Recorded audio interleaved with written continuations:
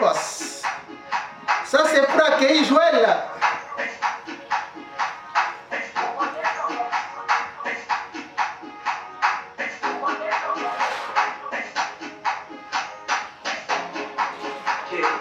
Admirez le talent.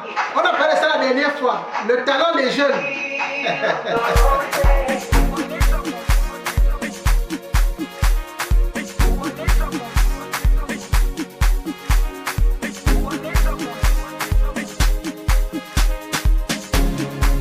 Jerusalema, ikayalami,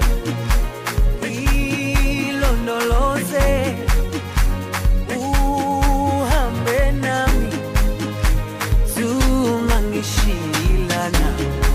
Jerusalema, ikayalami, ilondoloze, uhambe nami, zungangishilana.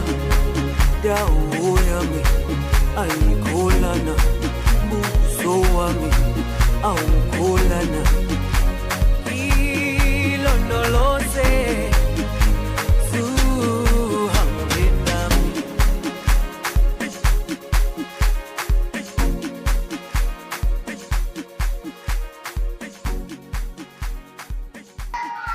Waouh, waouh, waouh, waouh, waouh. Bonjour, bonjour, bonjour, bonsoir, bon après-midi à tout le monde. C'est un réel plaisir de nous retrouver encore ce dimanche. Nous sommes le 15 novembre, voilà. Un nouveau jour, une nouvelle leçon, une nouvelle session avec quelqu'un d'extraordinaire, quelqu'un d'exceptionnel. Joël Zeller, j'ai nommé. Alors, la dernière fois, c'était comment détecter les talents de nos enfants. Aujourd'hui, nous allons parler du potentiel spirituel de nos enfants. Les enfants sont des vases à explorer, à laisser exploser. C'est des graines qui doivent germer. Et une graine qui germe a beaucoup de potentiel à l'intérieur. Et aujourd'hui, nous allons parler du potentiel spirituel. Et je suis très ravi d'avoir encore cet après-midi Joël, de qui on va apprendre beaucoup de choses. La dernière fois, c'était exceptionnel. Et je suis sûr que cette fois-ci sera encore wonderful. On va upgrade, comme on dit. Donc, merci à Joël. Alors, je vais ouvrir son micro, le micro de Joël et sa caméra pour qu'on la voie pour ceux qui ne la connaissent pas. Joël, est-ce que tu peux ouvrir ton micro le temps qu'on admette aussi les dernières personnes qui arrivent là? Voilà. Alors, Joël, nous sommes attachés à accrocher à tes lèvres, comme j'aime souvent dire. Nous sommes tout oui. Lors de deux courts instants. Et aujourd'hui, on va pouvoir enfin prendre le temps de parler un peu plus. J'aimerais commencer avec vous par Matthieu 18. Matthieu 18, vous le savez certainement, c'est le chapitre qu'on appelle le chapitre des enfants, où Jésus nous enseigne à ce sujet. Et je pourrais passer beaucoup d'heures à vous parler de rien que de ce chapitre-là, mais ce n'est pas l'objet de ce soir. J'aimerais juste prendre avec vous un seul verset, qui est le verset 10. Faites bien attention de ne pas mépriser un seul de ces petits, car je vous dis que leurs anges dans le ciel sont constamment continuellement en présence de mon Père céleste. Waouh! Chacun des enfants ont un ange, comme nous d'ailleurs, qui est dans la présence du Seigneur. Pendant des années, je ne me suis pas sentie très concernée par ce verset parce que je me suis dit, mais moi et mon mari, en tant que famille, on est les deux formés comme maîtres des écoles, professeurs des écoles, on consacre nos loisirs à faire des camps avec des enfants, à leur apprendre à aimer Jésus. On n'est pas en train d'abuser, de faire du mal aux enfants, tout au contraire, on est parents, on aime nos enfants. Donc finalement, on ne se sent pas concerné parce qu'on ne méprise pas les enfants. Vous savez, quand on est convaincu de quelque chose, c'est une bonne manière pour que Dieu ne nous parle pas, parce que notre cœur est fermé. Et un jour, on s'est dit, bon, on va quand même essayer de creuser et comprendre qu'est-ce que ça veut dire. Si Dieu nous dit de faire bien attention de ne pas mépriser un seul de ses petits, soyons attentifs, essayons de discerner qu'est-ce que Dieu est en train de nous dire au travers de ça. Et on a laissé ces choses un peu cogiter, processer dans nos cœurs. Et un jour, dans nos méditations quotidiennes, on est tombé dans le passage très, très connu de 1 Samuel 17. C'est l'histoire de David et Goliath, vous la connaissez toute par cœur. Mais c'est intéressant parce qu'à un moment donné, il est dit que quand Goliath a vu David, il ne vit que un jeune de belle figure. Et pour nous, tout à coup, vous savez, dans ces moments où vous avez un tilt, ça fait tac, et vous avez comme une révélation du Saint-Esprit.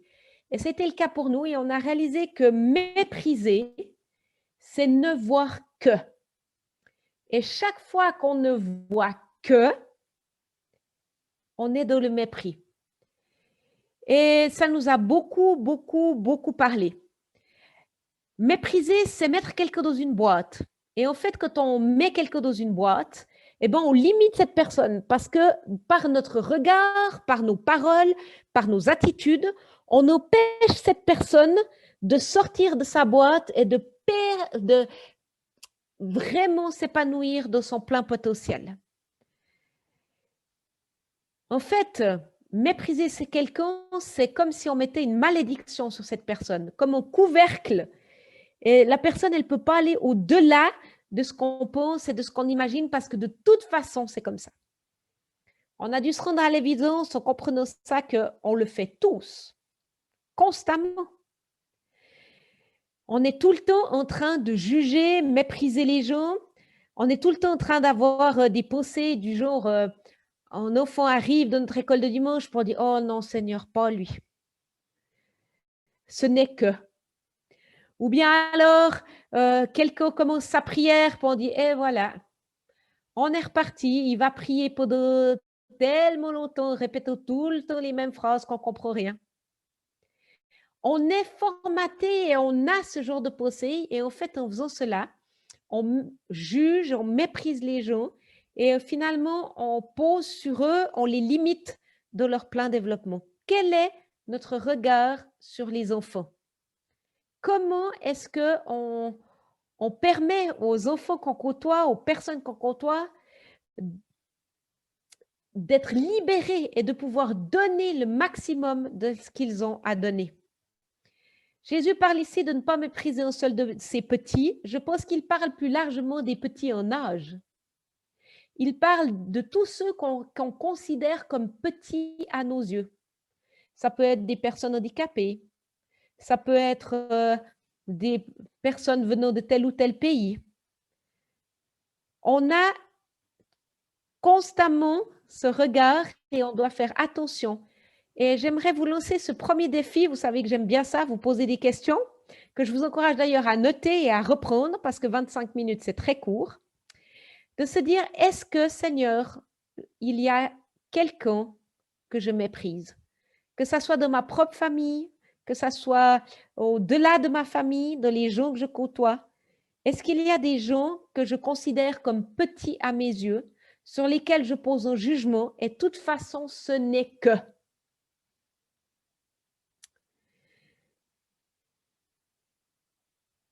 J'aimerais vous donner un exemple incroyable, biblique, qui se trouve dans Luc. Luc 2, versets 29 à 32. On a ici un vieux serviteur, Siméon, qui est dans le temple. Et ce jour-là, arrive dans le temple une jeune famille, un papa, une maman et un bébé. Vous savez tout comme moi que c'est peut-être possible, le texte ne nous le dit pas, mais que le bébé faisait un petit peu de bruit parce qu'il avait faim ou qu'il avait soif, peu importe, hein, mais ils étaient là, cette famille, et ils entrent dans le temple. Et voilà que Siméon se plante devant eux et dit « Maintenant, Seigneur, Tu laisses ton serviteur s'en aller en paix selon ta parole, car mes yeux ont vu ton salut. Les gens qui devaient être autour devaient se dire, alors on savait que Siméon était vieux, mais là il devient complètement fou. Qu'est-ce qu'il a vu? Ce n'est qu'un bébé. Ting, ting, ting, ting, ting. Ça vous fait tilt? Mépris. Les gens n'ont vu qu'un bébé. Siméon, lui, il a eu les yeux de la foi. Il a eu ce regard porteur d'espérance et libérateur. Il a vu le Messie. Il a vu le salut. Il a vu Jésus. Et lui, il a vu qui était réellement là. Il a eu ce regard de foi. Et j'aimerais vraiment nous encourager. Chaque enfant est une promesse de Dieu. Chaque enfant a un appel et une destinée, un potentiel énorme. Par nos attitudes et nos paroles, on peut soit les maîtriser, les mettre en boîte, ou bien alors les arroser et leur permettre dès leur plus jeune âge de grandir et de découvrir qui ils sont en Christ. Je l'ai dit, chaque enfant a un appel et une destinée. Et on trouve dans Jérémie, chapitre 1, verset 5, ce magnifique verset qui dit « Avant que je ne te forme dans le ventre de ta mère, je te connaissais. Avant que tu ne sortes de son sein, je t'avais consacré, je t'avais établi. » Vous vous rendez compte? Avant la fondation du monde, avant qu'on ait même été créé, chacun d'entre nous et tous les enfants qu'on côtoie, Dieu a une destinée et un plan, Dieu a un projet, Dieu a rêvé un futur avec nous, de collaborer avec nous. Dieu nous a créés pour qu'on puisse être avec lui et avec lui faire avancer son royaume sur cette terre. Waouh, waouh, waouh! Et certains d'entre vous vont me dire, oui, mais alors, tu ne connais pas de quelles circonstances je suis venue. C'est vrai. Il y en a parmi nous, il y a des enfants qu'on côtoie qui sont arrivés sur cette terre dans des circonstances épouvantables, terribles. Que ce soit la suite d'un viol, d'un inceste ou de situations tellement compliquées. Mais une chose est sûre, personne ne peut donner la vie à part Dieu. Ça veut dire que même si les circonstances de notre arrivée sur terre ont été catastrophiques, Dieu a dit oui. Dieu a dit oui à ta vie. Dieu a dit oui et il a un projet. Et c'est tellement important qu'on répète et qu'on répète et qu'on répète ces choses-là à chacun des enfants qu'on côtoie. Dieu a dit oui à ta vie. D'autres versets, évidemment, parlent de l'appel et de la destinée. On voit dans le psaume 139, « C'est toi qui as formé mes reins, qui m'as tenu caché dans le sein de ma mère. Je te célèbre car je suis une créature merveilleuse. » Dans Ésaïe, on a ce magnifique verset, « L'Éternel m'a appelé dès le sein maternel. » Toutes ces promesses que Dieu nous donne, qu'il est là, que c'est lui qui nous a voulu sur cette terre. Personne n'est là par hasard ou par surprise pour Dieu. Peut-être que pour nos parents, on a été une surprise, mais pour Dieu, il a voulu notre vie et il a dit oui. Plus que cela encore, on a tous la capacité, les enfants ont cette capacité de connaître Dieu.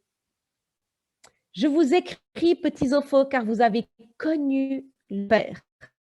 Cette promesse incroyable que chaque enfant a la capacité de connaître Dieu. Alors voilà, nous, on a été éduqués dans une connaissance, dans une définition de la connaissance qui est grecque. Si je vous dis parmi vous, qui c'est qui connaît Ronaldo, vous allez tous me dire, moi, je vois qui c'est. Mais en fait, si je vous pose la question, quand est-ce que la dernière fois que vous avez soupé avec lui ou mangé avec lui, vous allez me dire, en fait, jamais. Parce que dans notre contexte, Connaître, ça veut dire avoir des informations sur quelqu'un. Dès qu'on a des informations sur quelqu'un, on a l'impression de le connaître. Ce n'est pas la connaissance biblique. La connaissance biblique, c'est avoir une relation intime. Et de cette relation intime, il y a la vie qui est produite. Il nous est dit dans Genèse que Adam connut Ève et elle l'enfanta. Adam n'a pas eu des connaissances et des informations sur Ève. Il a eu une relation intime. Et de cette relation intime est née la vie. C'est ça la connaissance dans le royaume de Dieu.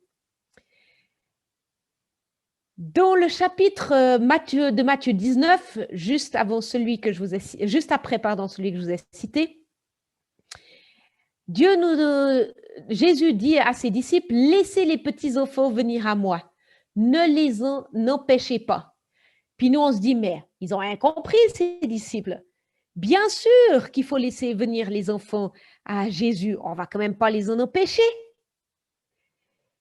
Et pourtant, combien de fois nous, dans nos propres vies, dans notre propre manière de vivre notre foi, on amène les enfants jusqu'à nos programmes, on amène les enfants jusqu'à nos théories, on amène nos enfants jusqu'aux histoires bibliques, on amène les enfants jusqu'à nos bricolages, mais on ne les amène pas jusqu'à Jésus. Apprenons à nous tirer du chemin, à offrir aux enfants une plateforme, un espace où ils peuvent eux-mêmes rencontrer Dieu. J'aimerais vous raconter pour cela, pour que ça rende ça très concret, 2 exemples. Un jour, on était dans un camp et 2 garçons ont commencé à se battre violemment. « Tu m'énerves, je vais te tuer si tu continues !» Vraiment, ils étaient là, « oh là là là là !» On est arrivé, on les a séparés, bien sûr.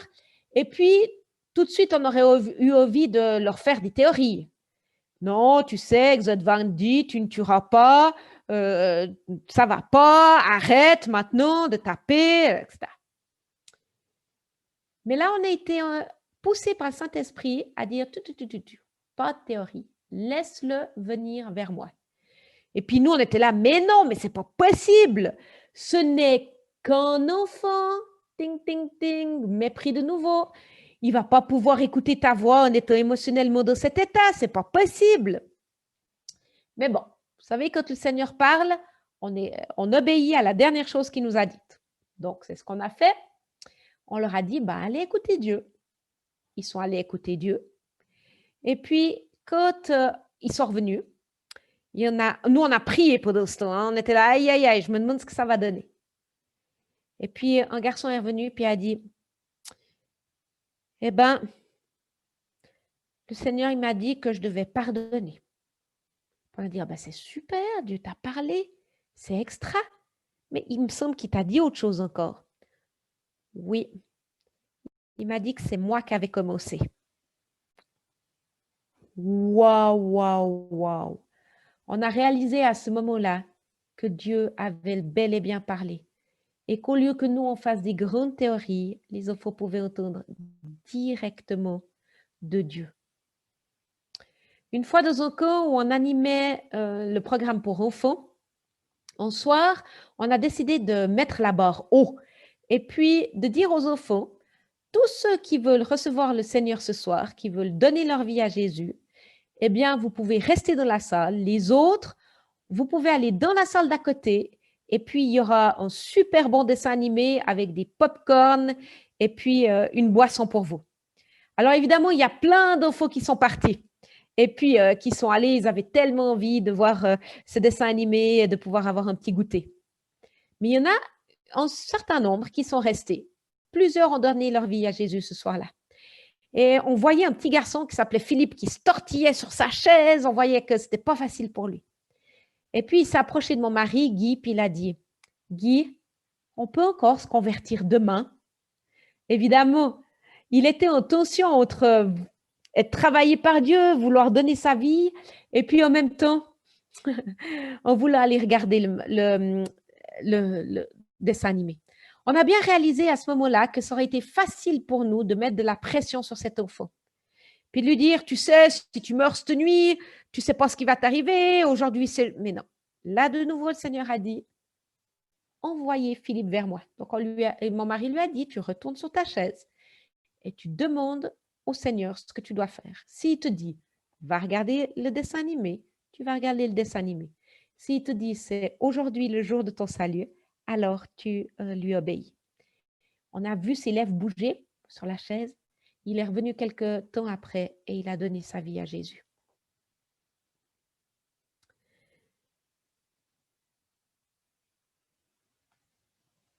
Les enfants ont cette capacité d'écouter la voix de Dieu. Je te loue, Père, Seigneur du ciel et de la terre, de ce que tu as caché ces choses aux sages et aux intelligents et de ce que tu les as révélées aux enfants. Oui, Père, je te loue de ce que tel a été ton bienveillant dessein. Matthieu 15, versets 25-26. L'écoute de Dieu n'est pas réservée à une élite. C'est pas réservé à quelques personnes qui auraient pris une demi-heure de temps de louange avant, qui auraient confessé tous leurs péchés et qui sont dans le leadership de l'Église. Non, les enfants ont cette capacité d'écouter la voix de Dieu. Je me souviens de cet exemple il y a quelques années où on était à Ouagadougou et puis on donnait une formation avec ma famille à des adultes. Et c'est nos enfants et moi qui enseignons comment écouter la voix de Dieu. Et au bout d'un moment, on l'a mis en pratique, bien sûr. Donc, on a mis les gens par petits groupes.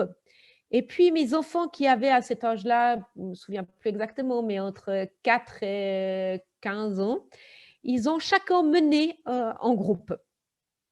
Et puis, notre fille, elle devait avoir 9 ans. Elle était dans un de ces groupes. Et puis, ils ont placé une personne au milieu, puis ils ont commencé à prier pour elle.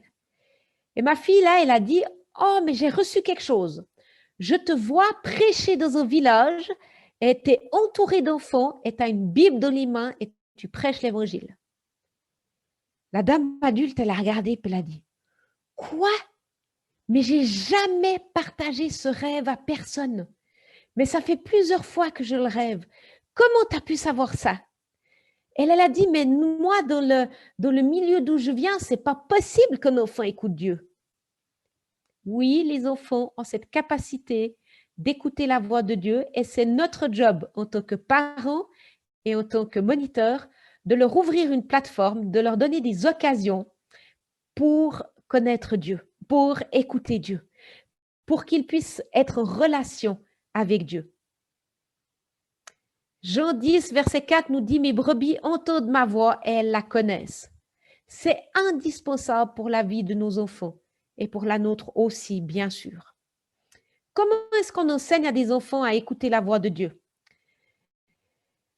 J'y reviendrai certainement dans le temps de questions si ça vous intéresse, parce que je vois que le temps file. Si ça vous intéresse de savoir comment conduire des enfants à écouter la voix de Dieu, vous pouvez garder ça comme question pour le chat ou bien me la poser après. Est-ce que vous pouvez me dire quelle est la première rencontre entre Jean-Baptiste et Jésus? Quand est-ce que c'est la première fois que ces deux cousins se sont rencontrés? Je ne sais pas ce que vous êtes en train de répondre parce que vous êtes muet, mais ce que je peux vous dire, c'est que ce n'est pas au baptême de Jésus. La première fois qu'ils se sont rencontrés, c'est quand Jésus devait être grand comme une graine de haricot dans le ventre de sa maman et quand Jean-Baptiste devait être gros comme un melon dans le ventre de sa maman in utero. Et vous savez ce qui s'est passé? Eh bien, Jean-Baptiste a tressailli, dans d'autres versions, on nous dit il a sauté. C'est juste, Yolande, bravo, la visite de Marie chez Elisabeth, je vois que tu as noté ça dans le chat, c'est juste. Et il a sauté de joie à ce moment-là. Et il est dit qu'il a été rempli du Saint-Esprit. Waouh! Jean-Baptiste a été rempli du Saint-Esprit avant d'être né. Vous vous rendez compte?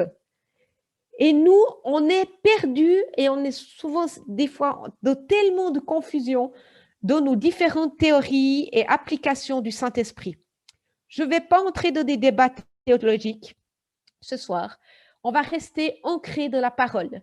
il est dit dans Acte 2, au verset 38-39, que Dieu allait recevoir, que nous allions recevoir le don du Saint-Esprit, que la promesse était pour nous et pour nos enfants et pour tous ceux qui sont au loin. Vous vous rendez compte, cette promesse du don du Saint-Esprit. Il est dit dans Joël 3, « Je répandrai mon esprit sur toute chair ». Est-ce que nos enfants font partie des toutes chairs? On a mis des siècles pour considérer les femmes déjà comme toutes chairs, puis ce n'est pas gagné partout. Et on a encore du travail avec les enfants. Toutes chairs. Bien sûr que nos enfants font partie de toutes chairs. Dieu nous a promis qu'il répandrait son esprit sur toute chair. Et c'est tellement important qu'on réalise qu'il n'existe pas une version mini du Saint-Esprit. Le même Saint-Esprit qui a ressuscité Jésus des morts est valable pour nos enfants aujourd'hui aussi. Et la parole nous encourage à être constamment remplis du Saint-Esprit. Ne méprisons pas cela. Nos enfants, plus que jamais aujourd'hui, dans le monde qui les entoure, ont besoin d'être remplis du Saint-Esprit.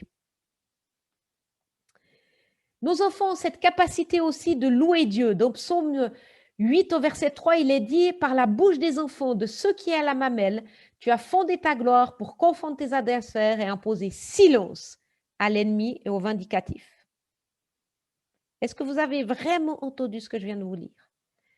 Qui c'est qui a envie parmi nous de voir l'ennemi fuir? J'espère vous tous. Et regardez ce qu'il est écrit ici. Une des manières de faire fuir l'ennemi, c'est la louange des enfants et de ceux qui sont à la mamelle, les tout petits. J'ai une question pour vous. Où sont les enfants? Où sont les enfants quand on veut combattre l'ennemi, quand on veut résister à l'ennemi? Souvent, ils ne sont pas avec nous. Souvent, ils ne sont pas là. Si j'étais l'ennemi, je ferais exactement ça. J'aveuglerais le peuple de Dieu sur la puissance de la louange et de l'intercession des enfants. Comme ça, je serais sûre qu'une des armes les plus puissantes qu'il existe, eh bien, soit négligée. Comment est-ce qu'on apprend à nos enfants à réellement entrer dans la louange et l'adoration et à ne pas les séparer et à ne pas les rester inactifs dans ce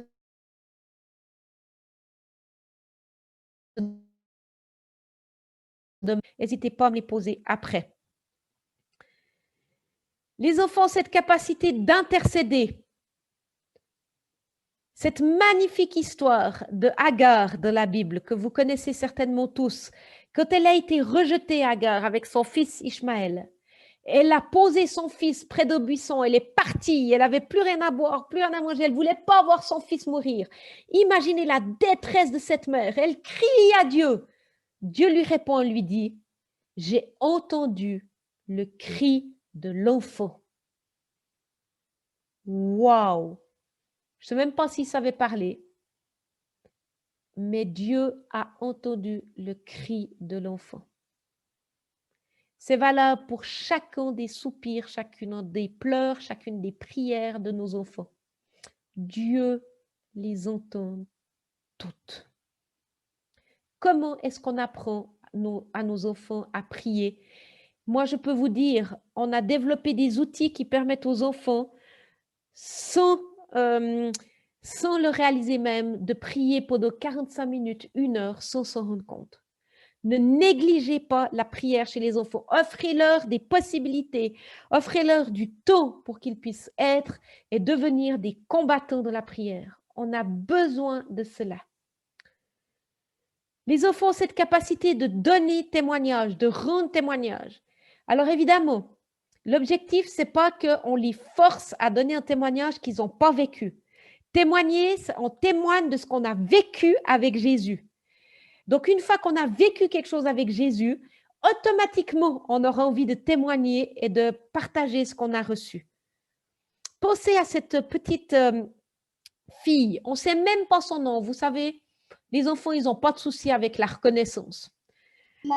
Elle a dit à sa maîtresse, alors qu'elle était esclave, qu'elle avait été déportée, elle a dit, moi, je connais quelqu'un qui pourrait guérir mon maître.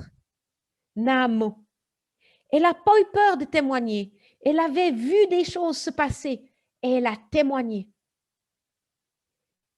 Nos enfants ont ce potentiel de témoigner. Et le témoignage est une puissance tellement forte. Ne négligeons pas la puissance du témoignage. Mais pour cela, c'est tellement important qu'on offre des occasions à nos enfants de vivre quelque chose avec Dieu.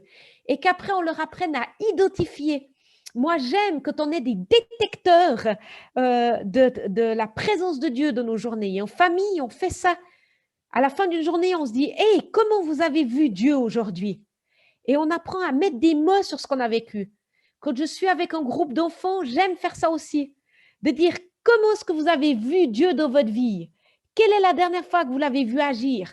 Comment est-ce que vous pouvez expliquer ces choses-là? On apprend aux enfants à témoigner.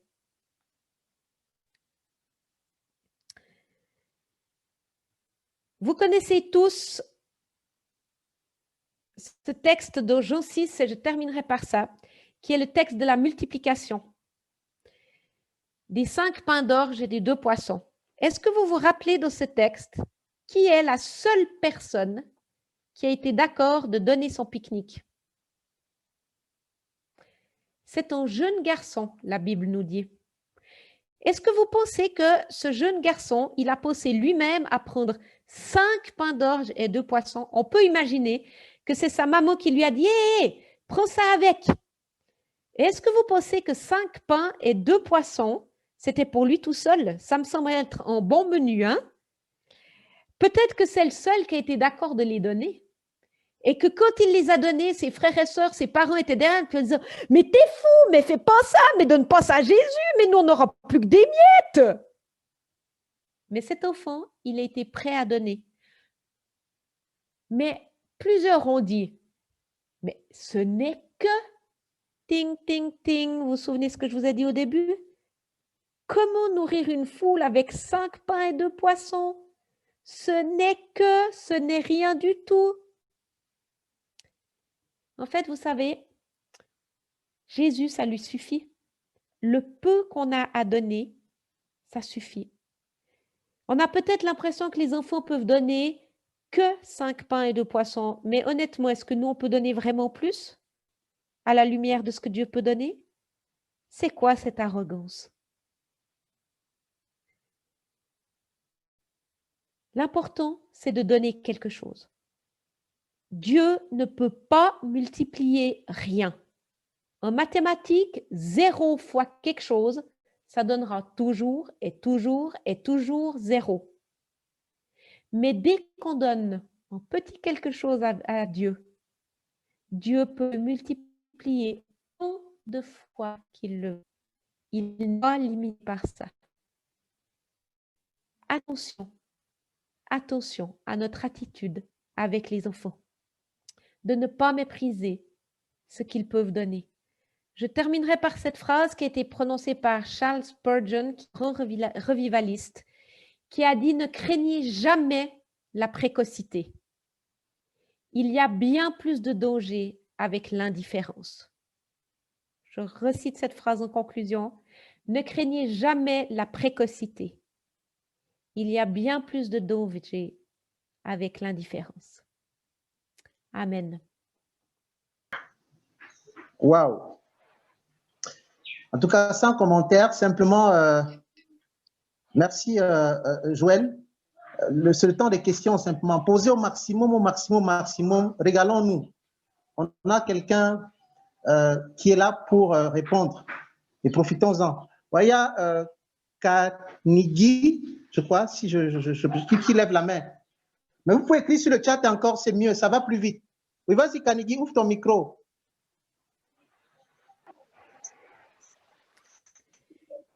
N'hésitez pas les autres à écrire vos questions sur le chat. Hein.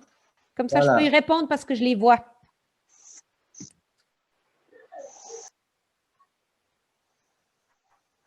Moi, je vais parler, Monique.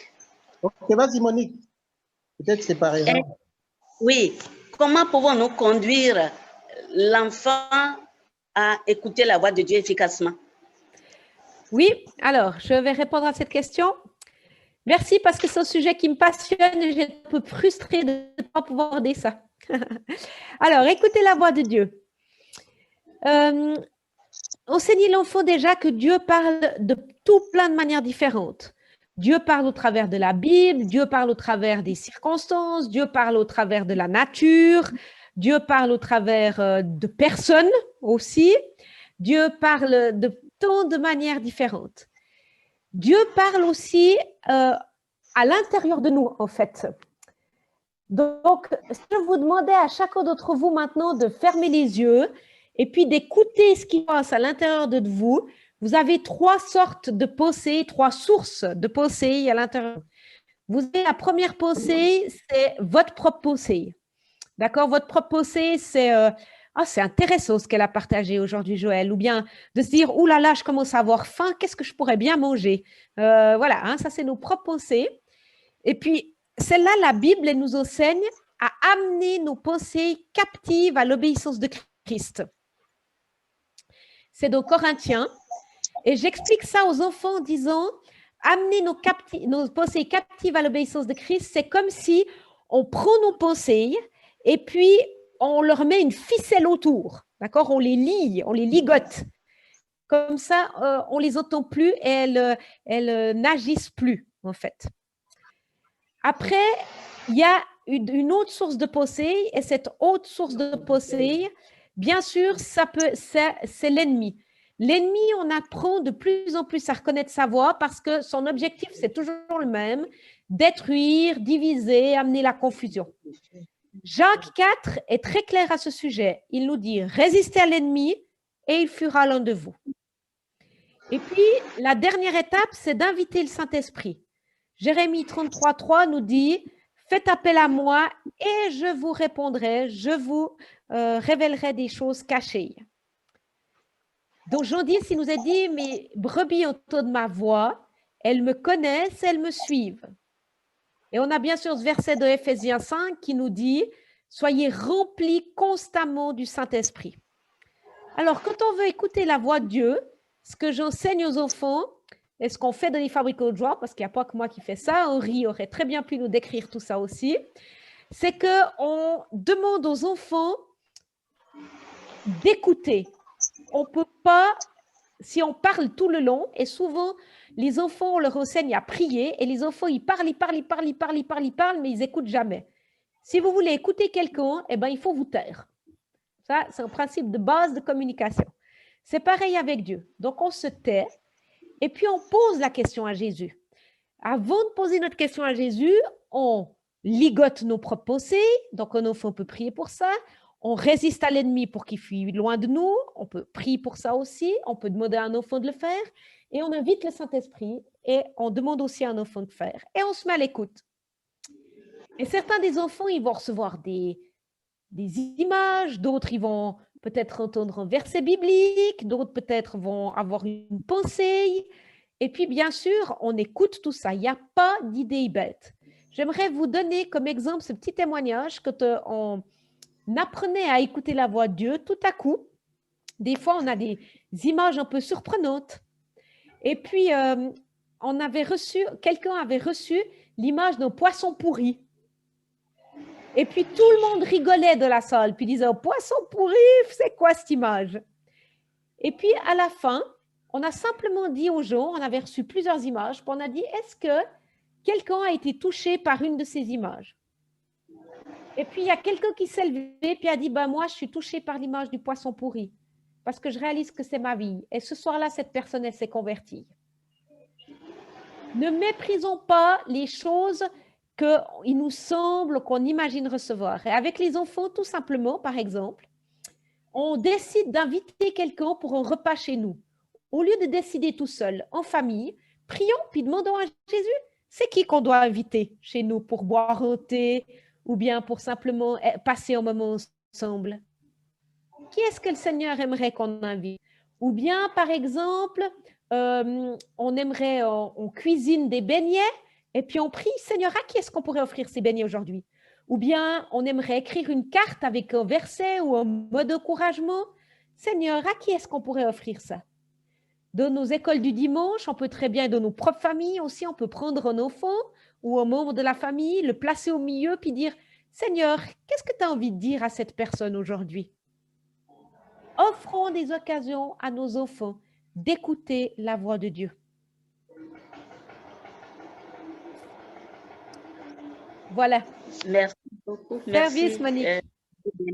Maintenant, par rapport à la louange et l'adoration, comment est-ce qu'on s'y... Oui. Alors, pour la louange et l'adoration, on aime prendre l'image d'une cible que notre ami Sylvain Frémont, que peut-être certains d'entre vous connaissez, a développé. Et cette image de la cible est toute simple. Vous savez que le cœur, le but, pardon, quand on a une cible, c'est d'atteindre le centre. Et pour arriver au centre de cette cible, il y a plusieurs étapes. La première, c'est la reconnaissance. Dans la Bible, il est dit « Entrez dans mes portes avec reconnaissance ». La reconnaissance, c'est dire merci.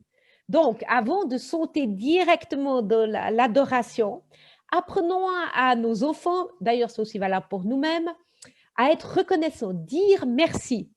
Merci Jésus pour ci, merci Jésus. On dit merci et ça fait grandir ça nous positionne comme il faut de la reconnaissance. Donc, entrer dans ces portes avec reconnaissance, dans ces parvis avec louange. On se rapproche du centre de la cible. La louange, c'est dire du bien d'eux. Je pourrais très bien, on peut se louer les uns les autres. Il n'y a pas de souci, on peut louer Dieu, c'est dire du bien de Dieu, mais on peut aussi se louer les uns les autres. Je peux louer Clément en lui disant que Clément, c'est un homme qui a pris les choses en main, qui a organisé cette formation, qui communique extrêmement bien. Là, je suis en train de dire du bien de Clément. On peut se louer les uns les autres. On avance, d'accord, au centre de cette cible. Et la dernière étape, c'est Dieu siège au milieu de l'adoration de son peuple. Au milieu, quand on est au centre de la cible, on est au cœur de l'adoration. Et là, il n'y a que Dieu qui peut être adoré, évidemment. C'est dans ce moment-là où il n'y a plus rien qui compte. On se fiche de notre voisin de gauche ou de droite, s'il lève les mains, s'il ne lève pas les mains, s'il est concentré. Nous, on est concentré et on est focalisé sur Dieu. Comment le vivre avec les enfants? Ça ne leur tombe pas dessus comme ça. C'est un entraînement. C'est quelque chose à mettre en place petit à petit. C'est les enseigner sur la louange.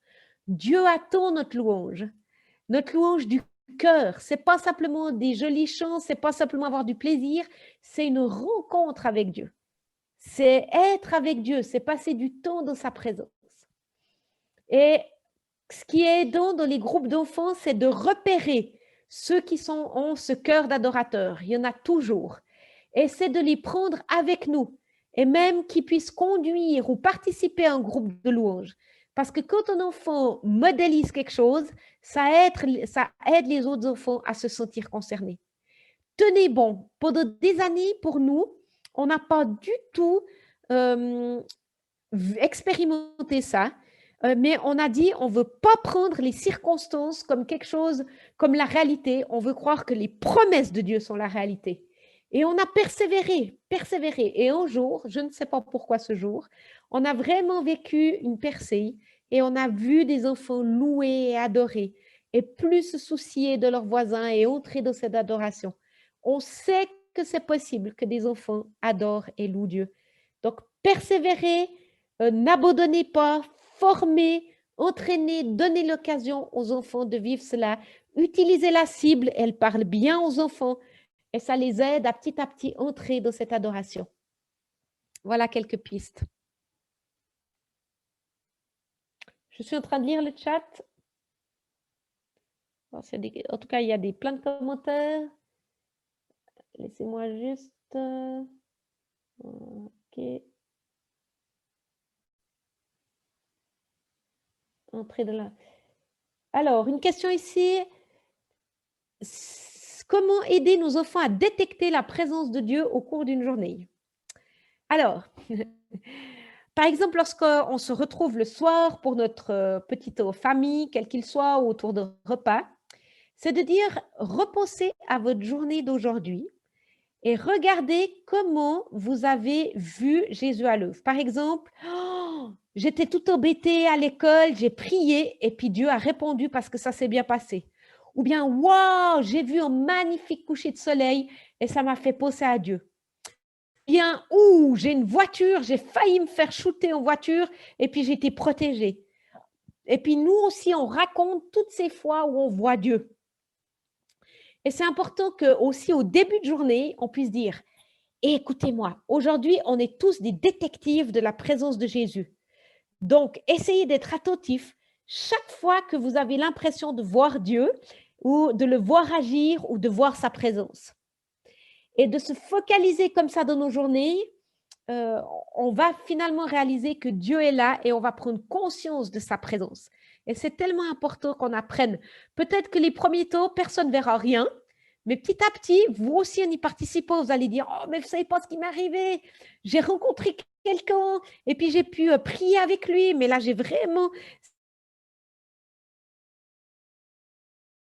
Je suis arrivée et puis je me suis dit que j'étais tellement en retard et puis finalement non, le Seigneur a conduit ou bien j'ai pris, et voilà, on a appris que quelqu'un était malade et puis il a été guéri ou bien j'ai vu un magnifique paysage et ça m'a fait penser à Dieu, enfin voilà. Ou dans mon culte ce matin, ce verset m'a tellement parlé de ces aspects tout pratiques ou bien on n'avait pas à manger et puis voilà que quelqu'un nous a amené à manger. Toutes ces choses-là où on voit Dieu agir. J'espère que ça vous aide. Je continue à lire le chat. Nous avons souvent la difficulté de rendre notre culte de famille pour amener les enfants à participer dans les temps d'enseignement. Ils ont 3 ans et 2 ans. Alors, c'est sûr. Et puis, c'est Orny. Je profite de saluer au passage, Orny. Vous êtes dans un âge avec 2 et 3 ans où c'est compliqué de garder l'attention des enfants. N'hésitez pas déjà à avoir des temps courts, pas besoin d'avoir des longs enseignements pour les enfants. Et puis, ce qu'on a trouvé, nous, le plus utile quand les enfants sont petits, c'est par exemple de les laisser jouer calmement, évidemment, hein, sans bruit, mais autour de nous, là où on est, de les laisser bouger, de les laisser marcher, parce que les enfants ont tout à fait la capacité de faire 2 choses à la fois. Et alors qu'on lit la Bible et qu'on partage en mini-enseignement, on réalise que les enfants sont attentifs et sont là, ou bien qui dessinent avec un crayon, toutes des activités sans bruit, mais qui les aident à se concentrer. Et n'ayez pas des exigences trop hautes à ce moment-là, il ne faut pas les punir, il ne faut pas les dégoûter de ces moments, mais simplement adapter aussi ces temps à l'âge de vos enfants. Et s'ils aiment beaucoup les chants de louange et qu'ils aiment danser sur les temps de louange ou bouger sur les temps de louange, eh ben, favorisez ces moments-là plus longs en mettant des temps d'enseignement un peu plus courts et puis adapter à l'âge de vos enfants. C'est tellement important. J'espère que c'est aidant. Tu me remets si jamais dans le chat. Hein. N'hésitez pas. Si mes réponses sont incomplètes ou bien vous révèlent d'autres questions, n'hésitez pas. Je continue. Notre éducation ne favorise pas la prise en compte de l'enfant et toutes ses capacités, mais il n'est jamais trop tard. Ça, c'est bien vrai. Amen. On a un Dieu qui rachète toute situation. Comment faire pour changer de cap petit à petit? Alors, je crois que ce qui est important ici, c'est effectivement de ne pas vouloir tout révolutionner en un jour ou de tout vouloir changer, mais de vraiment se dire, on prend les choses étape après étape, un pas après l'autre. Et puis, demander au Seigneur, quelle est la chose que je pourrais faire pour aider à ce potentiel à se développer, que ce soit dans ma famille, que ce soit dans mon église. Ça pourrait être de partager cet enseignement, ça pourrait être de mettre en pratique en développant par exemple la prière ou en développant le témoignage ou en développant différentes choses, éléments qui ont été développés ce soir, mais pas tous d'un coup, mais l'une après l'autre petit à petit.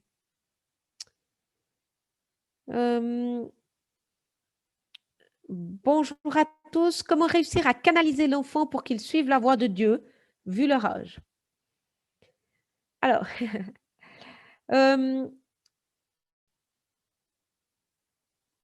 j'ai envie de dire, c'est important d'adapter à l'âge de l'enfant et à ce que ça reste des moments de plaisir. Et j'ai envie de dire, plus l'enfant est jeune, plus il va apprendre par immersion. Donc, il a besoin de voir que vous avez une relation avec Jésus et que transmettez-lui votre manière de vivre Jésus qui est la plus pertinente pour vous. Je donne des exemples. Si vous aimez chanter et louer Dieu et que vous avez des enfants petits, faites ça quand ils sont autour de vous. Ne vous attendez pas à ce qu'ils fassent la même chose que vous. Ne les asseyez pas en disant « tu restes tranquille pendant ce temps-là », mais simplement alors que vous êtes au piano ou à la guitare ou avec un CD et que vous louez Dieu et qu'ils vont voir que vous avez du plaisir et qu'ils vont ressentir cette présence de Dieu parce qu'ils sont très sensibles à la présence de Dieu. Pour eux, ça va être synonyme de bons moments. Ils vont voir que vous, en tant que parents, vous aimez ces moments et naturellement, ça va les amener à aimer ces moments aussi. Si vous aimez lire la Bible, lisez la Bible à haute voix. Pendant que vos enfants sont autour de vous, pendant qu'ils jouent, lisez la Bible à haute voix. Moi, j'aime beaucoup prier. Eh ben, je prie à haute voix quand mes enfants sont là. Alors, évidemment, je ne dévoile pas tous les sujets comme quand je suis seule dans ma chambre, mais je prie. Et vous savez, il arrive souvent que des enfants disent « Hé, mais tu as oublié de prier ou bien tu pourrais prier aussi pour grand-maman ou tu pourrais aussi prier pour cette situation. » Même si j'ai l'impression qu'ils ne sont pas concentrés dans ce... Absolument tout, tout, tout. Donc, j'ai envie de dire, restons naturels. Donnons et vivons si vous aimez, vos enfants vont suivre.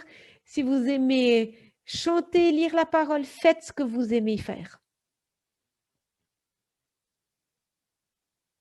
Ah, il y a même Louise. Bonjour Louise, je vois ton message. C'est très sympa de vous entendre. Enfin, de vous lire plutôt là.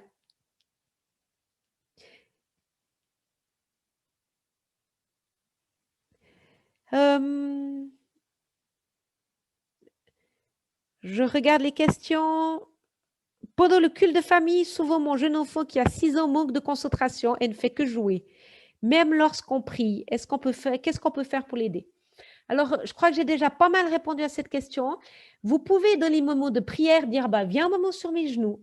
Et puis, ce qui est important, c'est que vous posiez un cadre en disant « si tu joues, c'est des jeux silencieux parce que nous, on parle à Jésus et c'est des temps importants pour nous ». Et puis, on peut, par exemple, prendre un petit moment sur nos genoux ou faire des choses comme ça.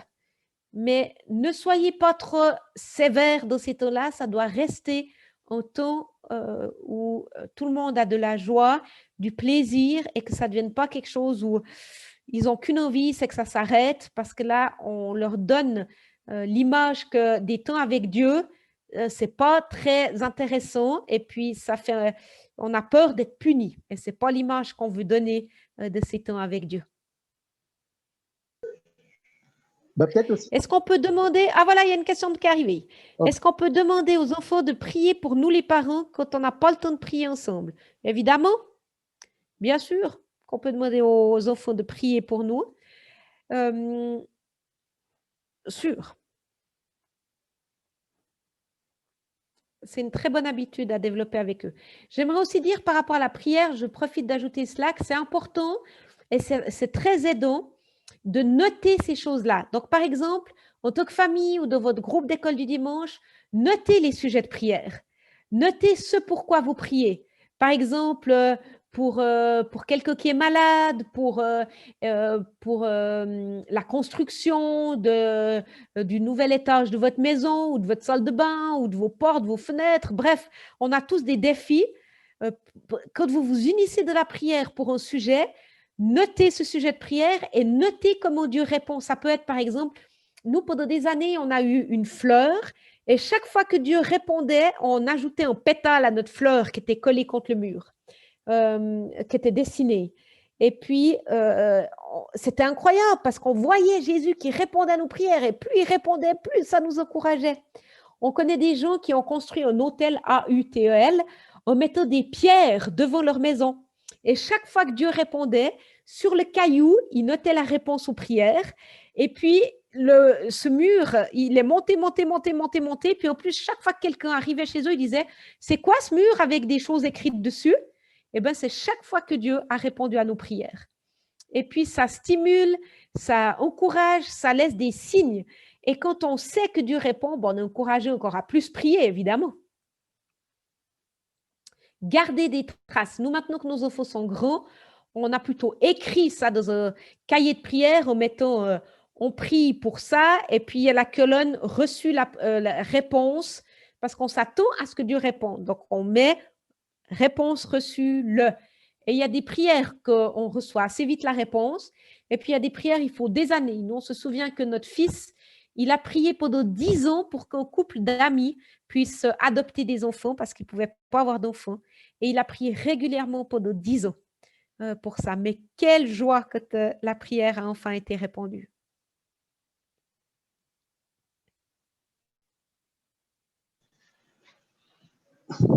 Alors, Joël, je voulais également dire, si tu permets, que si les gens ont des témoignages, n'est-ce pas, sur des enfants qui leur disent un certain nombre de choses, qui dévoilent ce potentiel spirituel-là, n'hésitez pas de partager avec nous.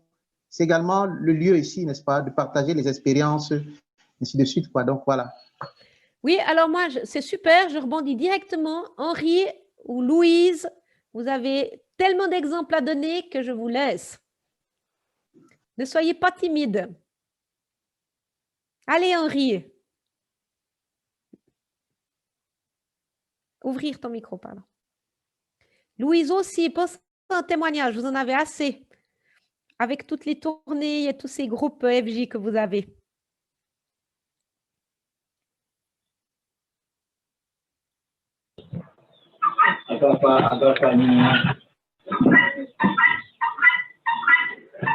Salut à chacun.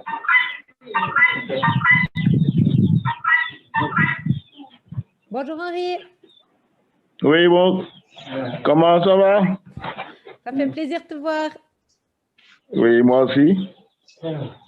Bon, pour la prière et la capacité des enfants à écouter et à prier pour les parents.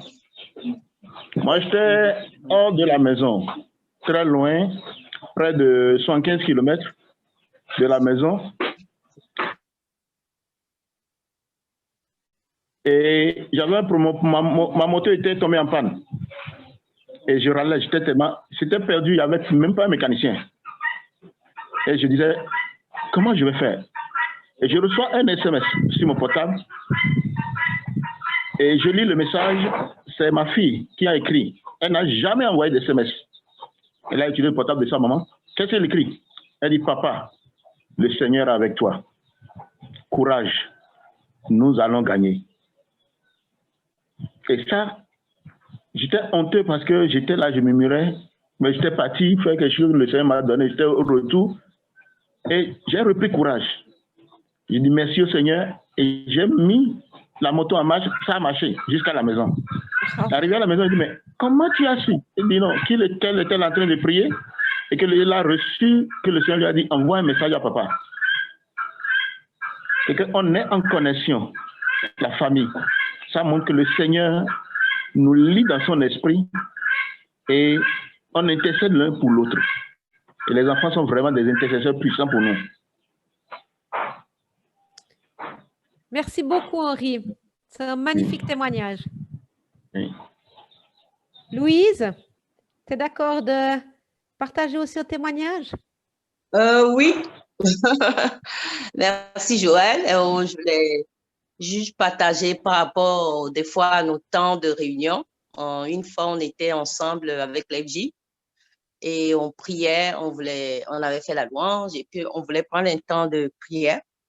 Et puis on avait un petit garçon, Emmanuel. Il avait à peu près 6 ans ce temps, donc on avait décidé de prendre du temps pour prier. Et ils étaient 2 ou 3 là-bas. Et pendant que nous, on était mal concentrés en train de prier et chercher la face de Dieu, ils étaient en train de jouer. Donc, on les regardait d'un coin de des fonds.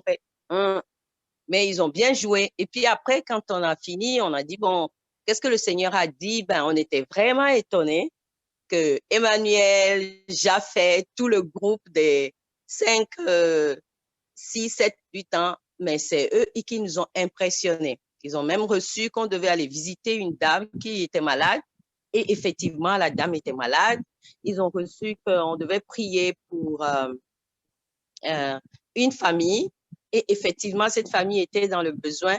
Donc, on était tellement touchés. Et puis, finalement, il y a celle qui, bon, on avait un aussi, bon, ses parents l'ont mis avec nous parce qu'il était avec son grand-père.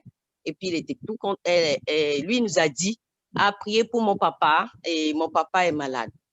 Et le papa, on ne savait pas. Et on a prié pour le papa et le papa était guéri.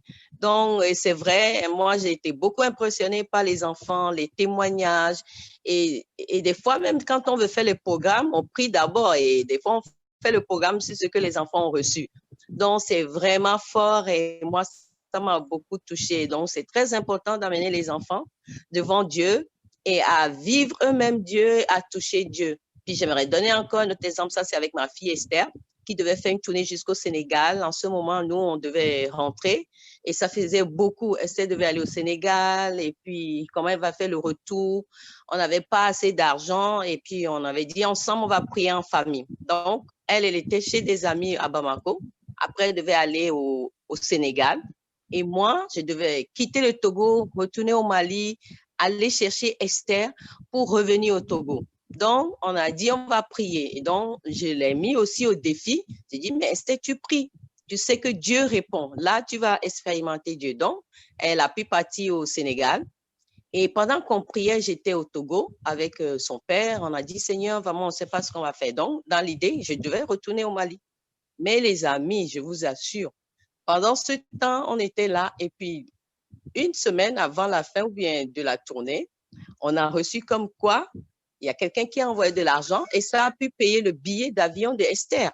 Donc, je n'ai plus besoin de retourner au Mali, d'aller chercher Esther, traverser le Burkina, venir au Togo. Mais Esther a pris l'avion depuis le Sénégal pour venir directement au Togo. Vous voyez? Et ça l'a marqué jusqu'à aujourd'hui. C'était sa force de savoir que oui, Dieu répond. Donc, voici les deux exemples. Je pense qu'avec les enfants, c'est super. On vit de super aventures avec eux. Voilà. Merci beaucoup, beaucoup, Louise.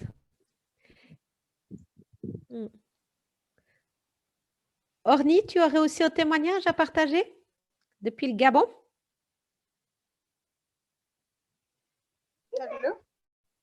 Oui.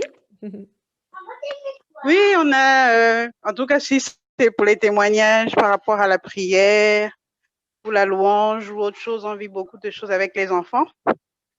Je vais peut-être partager pour la prière. On aime bien faire ce qu'on appelle l'intercession créative. En fait, c'est autour d'une petite activité. On donne un sujet, on prie. Et souvent, les enfants aiment bien ça. Et dedans, ça permet, comme Joël disait, on peut faire des heures, on peut prendre beaucoup de temps où on prie, même si ce n'est pas des longues phrases, mais on voit comment les enfants ont ce plaisir de prier, de dire des choses à Dieu et pouvoir aussi, on voit aussi les réponses, comme elle disait là, quand Dieu répond, on les note et les enfants sont vraiment encouragés de voir que Dieu répond à leurs prières aussi. Merci beaucoup. Alors, moi, je voudrais poser une question, Joël, si tu permets. Allô? Bien sûr, oui, je t'entends bien. D'accord. Alors, la question est, j'ai remarqué certains moments, moi, je suis quelqu'un qui aime donner, faire des choses, rendre des services. Vraiment, dès que me demandez quelque chose, généralement, je le fais gratuitement. Même si c'est des services qu'ailleurs on paye, moi, souvent, je le fais comme ça. Dès que j'ai envie de le faire, je le fais. Et souvent, mon fils me demande, il reste là, il m'observe. Après, il vient vers moi et me demande, papa, pour ce travail que tu fais, est-ce qu'on te paye? Je dis non. Il me regarde, après il repart. Il a fait ça 2 ou 3 fois. Bon, je voulais savoir comment interpréter tout ça, quoi. Il a quel âge, ton fils, qui te pose cette question? Il a 8 ans. Est-ce que tu lui as demandé pourquoi bon, je crois que je lui demanderai est-ce qu'il s'attend à ce que tu sois payé? Qu'est-ce qu'il y a derrière sa tête? Je pense que c'est ça. Mais il faudrait que tu lui demandes parce qu'il va pouvoir te répondre. De dire pourquoi ça m'intrigue que tu me poses cette question. Est-ce que tu penses que je devrais être priée pour ça? Et puis après, je crois que c'est bon que tu l'enseignes sur le service. Et puis sur le fait que dans la Bible, dans le royaume de Dieu, comme le royaume de Dieu fonctionne, c'est avec la générosité et le service. Et que si on donne quelque chose, c'est pas en attente de recevoir quelque chose d'autre. C'est en attente, on donne de tout cœur et librement, et on a confiance que Dieu prend soin de nous et qu'il va répondre à nos besoins. Et ce qui est incroyable dans le royaume de Dieu, c'est que plus on s'attache à vouloir répondre à nos propres besoins, moins on va vivre de cette générosité de Dieu, en fait. Plus on va apprendre à lâcher, à donner, à être généreux, plus Dieu va prendre soin de nous. Et je crois que c'est une excellente occasion d'enseigner au travers de la Bible ces principes bibliques à tes enfants, à ton fils là notamment, et puis lui dire, bah, tu vois, moi j'ai choisi ça. Je ne m'attends pas à être payé en retour, j'attends même pas qu'on me dise merci, même si j'apprécie, hein, évidemment, mais ce n'est pas une attente. Je donne librement de tout cœur et j'ai confiance que Dieu va prendre soin de nos besoins et être généreux envers nous.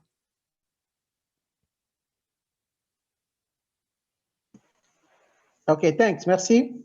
Avec plaisir. Ouais. Je ne vois pas d'autres questions, je ne vois pas d'autres commentaires là, dans le chat. Je vois juste des grands merci, des merci. Voilà. Merci beaucoup. Alors peut-être, Joël, si tu peux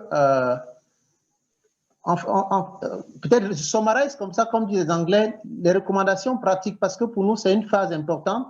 Et peut-être aussi, s'il y en a qui ont fait, je vous ai donné un petit devoir la dernière fois, ceux qui ont fait le devoir d'observer les enfants, de voir par rapport à leur talent, peut-être s'il y en a qui peuvent partager, ce serait fantastique. Oui, c'est l'occasion aussi. Exactement. Merci de revenir là-dessus, Clément, parce que c'est une question que je voulais vous poser. Pour ceux qui étaient là la dernière fois ou qui ont écouté l'enseignement après coup, est-ce que vous avez mis en pratique, est-ce que vous avez demandé à Dieu comment est-ce qu'il voit votre enfant ou les enfants que vous côtoyez et qu'est-ce que ça a donné? Donc, volontiers, si plusieurs d'entre vous peuvent donner. Si ça n'a pas fonctionné, qu'est-ce qui a été difficile au fait? Ou qu'est-ce qui vous a empêché de faire ça? Peut-être dorénavant, on va mettre des devoirs de classe notés. Comme ça, on verra ceux qui seront les premiers de la classe. Peut-être ça va pousser les gens à aller faire les devoirs. Parce que, mais non, moi je crois qu'ils les ont fait, c'est juste qu'ils sont un peu timides. Voilà, ok, c'est juste pour régler un peu.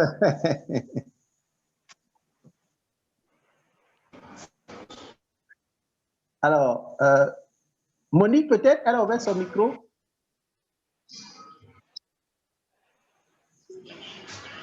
Oui, bon, j'ai Seigneur par rapport à mon garçon qui est tellement agité. Oui. Et ce que j'ai reçu, c'est qu'il va faire du théâtre. Il va être acteur. Mais non seulement acteur, mais il va écrire des pièces. Wow. Wow.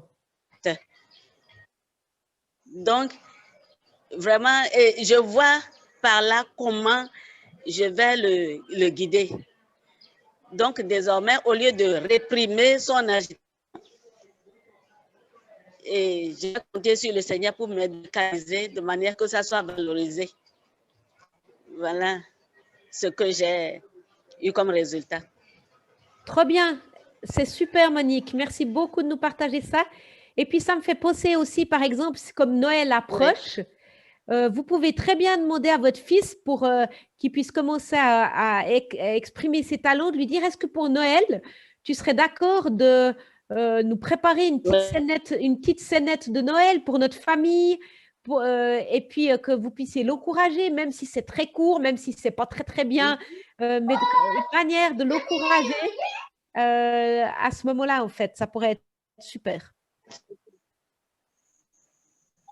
Oui, je l'ai encouragé à participer à ce qui se prépare à l'église, mais je crois que je vais l'encourager à écrire quelque chose aussi pour la famille.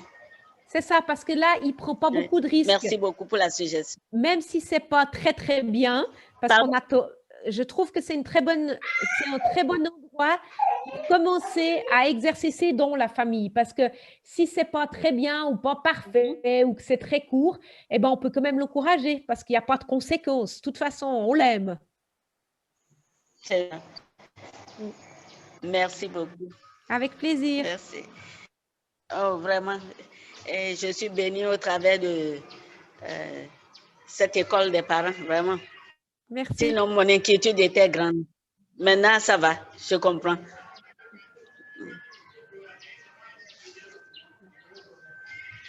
Quelqu'un d'autre? En attendant que quelqu'un vienne, là, il y avait sur le chat quelqu'un qui a dit « Je n'ai pas d'enfant à la maison », pas de souci. J'ai envie de dire que vous pouvez faire ça avec n'importe quel enfant, en fait, que vous côtoyez, même que vous croisez dans la rue. Et puis, vous êtes dans une file d'attente, vous dites « Seigneur, c'est qui cet enfant? Dis-moi. » Voilà. Oui, Orny, c'est bon, tu peux parler? Oui, tu peux parler. Oui, j'ai fait l'expérience cette semaine. J'étais la réunion passée, voilà. Et donc, je me suis mise à prier et demander à Dieu comment ils vont, en fait, mes enfants. Déjà, j'ai été rappelée, il m'a rappelé, on avait reçu pour notre premier déjà. Quand on l'avait, il nous avait déjà parlé. Et cette semaine, c'est revenu. Et du coup, j'ai pu voir à travers ses attitudes au quotidien maintenant. C'était maintenant plus, on va dire quoi, comme, je veux dire quoi. Je me suis concentrée en fait par rapport à ce qu'on avait reçu depuis le départ. Est-ce que c'est vraiment vrai en regardant ce qu'il est, ce qu'il fait? Et j'étais surprise même cette semaine quand je suis allée le récupérer à l'école par deux, on va dire quoi, deux caractères qui m'ont... On l'avait déjà reçu en fait que ce sera un berger en fait, quelqu'un qui est appelé à prendre soin des autres et tout. Et cette semaine, par exemple, j'ai comme violé un feu. Il m'a rappelé pour dire non, maman, il a 3 ans. Maman, quand le feu est rouge, on ne passe pas. Pourquoi tu es passé et tout? Et du coup, j'ai noté dans ce caractère pour dire qu'il était comme attentionné, comment il a pu voir à son âge que le feu était rouge. En fait, c'était aussitôt, j'arrivais que le feu est passé rouge. Donc, je me suis dit, j'ai encore quelques secondes pour passer, donc je peux passer. Et l'enfant m'a repris et je me suis dit, plus jamais de le faire en fait. J'ai été comme repris par son attitude. Et aussi au niveau de l'école, quand je suis allée, il y a une maîtresse qui ne me connaissait pas, elle m'a demandé, oh, vous êtes la maman de Ed Michel? J'ai dit oui. Oh, votre fils, il est vraiment très protecteur, hein. Il prend soin des autres et tout. Il faut continuer à prier dans ce sens. Peut-être ça peut partir et tout, mais j'ai vu ça vraiment... comme je disais, comme je priais, que Seigneur, qu'est-ce que tu as mis devant moi à travers lui, sa vie? J'ai pu voir ça comme aussi une réponse dans ce sens qu'il est appelé à prendre soin, donc être berger en fait. C'est magnifique, merci. C'est intéressant ce que tu partages parce qu'il y a ce que vous avez reçu, puis il y a ce que des gens ont vu sur tes enfants aussi. Est-ce que j'espère, Orny, que tu as écrit ces choses, vous avez écrit ces choses-là?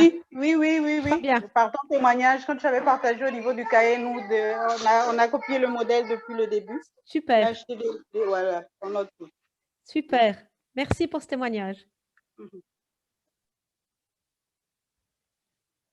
On a sur le chat quelqu'un qui écrit « Moi, mon fils est devenu plus doux dans ses réactions. » Amen. Valérie?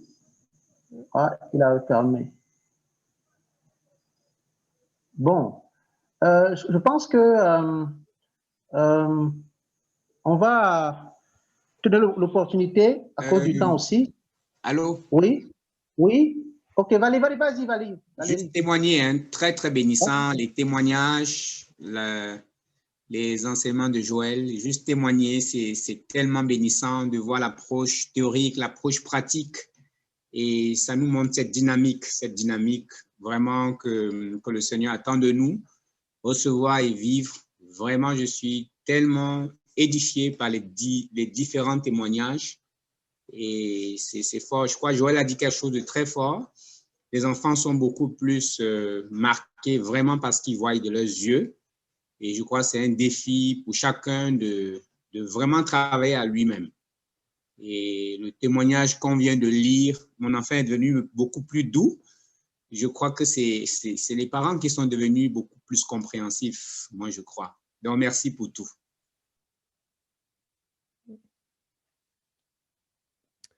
Deux participants, levez la main. Ouais. On prend Francine d'abord et Ornelia ensuite. Allô? Allô? On vous entend. Oh là là. Ah, ok. D'accord, Joël. Merci pour tout ce que tu fais avec nous. Merci également à Clément pour cette initiative.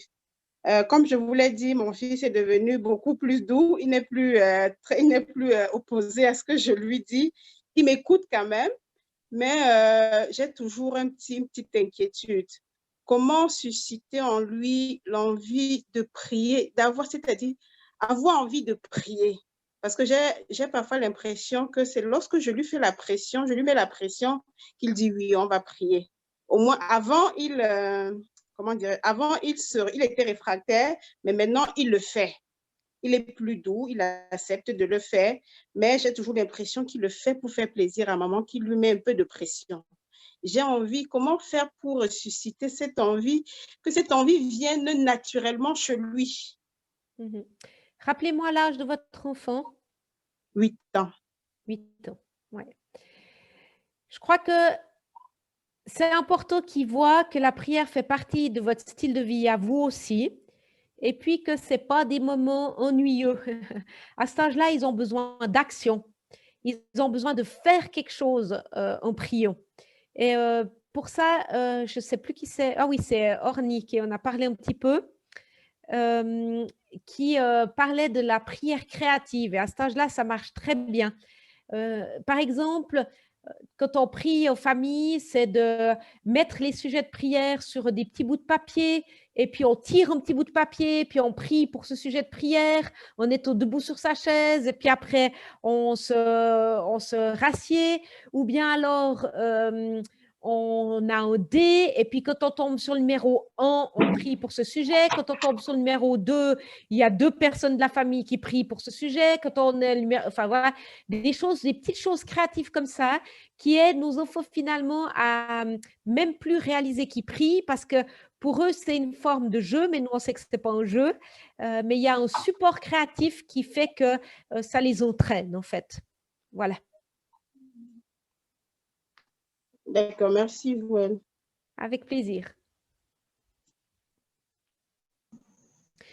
D'ailleurs, si vous lisez l'anglais, vous pouvez vous rendre sur le site des FJ internationaux. Je vous mets l'adresse dans le chat ici. Et vous avez plein de ressources. .net, vous avez plein de ressources sur ce site qui sont en français, certaines en français, d'autres en anglais, plus en anglais. Mais vous avez par exemple un manuel où vous pouvez, sans idées créatives, donc en 00, où vous pouvez trouver des idées pour prier de manière créative avec vos enfants, voilà, qui sont aidantes. Et puis, vous avez aussi un manuel des groupes de prière Daniel, qui sont justement ces groupes de prière créative. Donc, plein de ressources à votre disposition sur ce site-là. N'hésitez pas, tout est gratuit. Bon, écoutez, because of time, on va peut-être arrêter comme ça pour aujourd'hui. Joël sera encore là. On a encore une 3e session avec elle. Vous serez informés des dates, des thèmes aussi dans les jours. Mais je pense que ce sera sur comment communiquer avec les enfants. Oui, je crois que c'est ça le thème. Oui, c'est ça. En tout cas, vous serez informés, oui. Vous serez informés. Voilà. Donc, je crois que ce sera peut-être dans 2 semaines, je crois. C'est ça. Dans 2 dimanches.